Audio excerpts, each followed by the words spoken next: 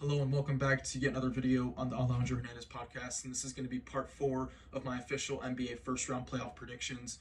And today I'm going to be talking about the number 1 and 8 seed matchups in both the Western and Eastern Conference. And let's kick this off with Memphis facing OKC. I believe this is a nightmare matchup for the Memphis Grizzlies. OKC is just better than them at every level and every phase of the game of basketball on both offense and defense. Let's first talk about OKC's offense. Shai Gilgeous-Alexander is going to dominate this series. There's just really no one that can guard him on the Grizzlies' backcourt. Their best perimeter defender is now Scottie Pippen Jr., and he is going to be in tons of foul trouble on Shai. He's going to be drawing loads of fouls. Desmond Bane's not going to be able to guard him. Neither is Ja. Shai is going to get whatever he wants. He's going to be facilitating at a very high rate because I'm sure they're going to attempt to blitz him, attempt to draw him into double teams, but Shai is so good at passing out of double teams and just maneuvering his way around double teams, still getting to his spot. No matter what coverage is sent at him, Shai is going to get to his spot, whether it's in the mid-range, at the three-point line, or driving to the basket. And then on top of that, they have shooters like Lou Dort, Isaiah Joe, Alex Caruso, Casey Wallace. All of those guys are knockdown three-point shooters on the perimeter. I believe Memphis is going to struggle to guard the three. They're going to struggle to guard in the paint. And on top of that, they have bigs like Chet who can knock down three-point shots. J-Dub can knock down three-point shots. And then Hartenstein is going to be a force on the offensive glass in this series.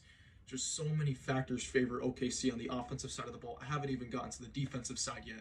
On the defensive side of the ball, John Morant is going to have to be guarded by Lou Dort on the perimeter, as well as Desmond Bane, who's going to have to be guarded by somebody like Shai or J-Dub or guys off the bench like Casey Wallace or Alex Caruso. So the perimeter shooting of the Grizzlies is going to be heavily contested by guys on the perimeter who can hold up on their end, like Lou Dort, Alex Caruso, and Casey Wallace. And then their bigs, JJJ and Zach Edey, are immediately neutralized by Chet Holmgren and Isaiah Hartenstein. So all of Memphis's strengths, which are their three-point shooting, which is their paint, their offensive rebounding, and their defensive rebounding, all of that is neutralized by OKC. This is going to be my first sweep. I have the Oklahoma City Thunder sweeping the Memphis Grizzlies. They already swept them in the regular season, and all those games were won by blowout in favor of OKC. It's just a complete mismatch. Complete and utter mismatch in favor of OKC, and I have them winning 4 games in a row to move on to the second round. Now let's talk about the Cleveland Cavaliers versus the Miami Heat. I do think the Heat can kind of keep this series somewhat competitive. However, the Cavs during the regular season did have the number 1 ranked offensive rating in the NBA, and it's due to just their mass production of three-point shots.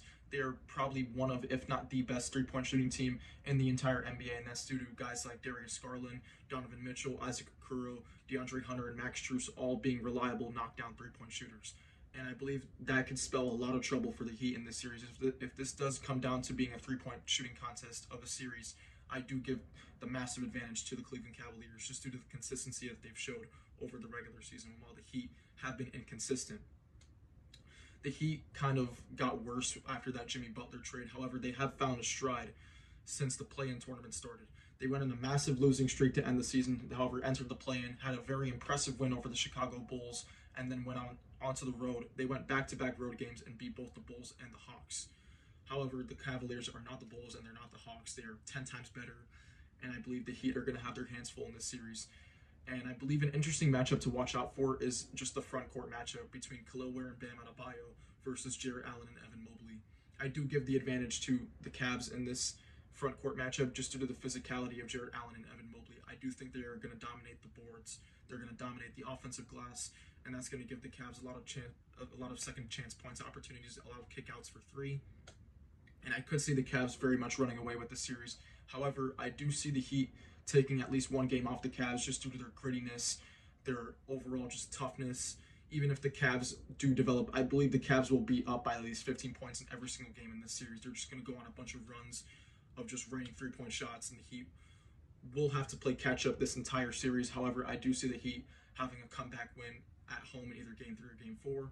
But overall, I do see the Cavs winning this in 5 games pretty easily, just due to their offensive output and their offensive barrage of three-point shots and just paint dominance.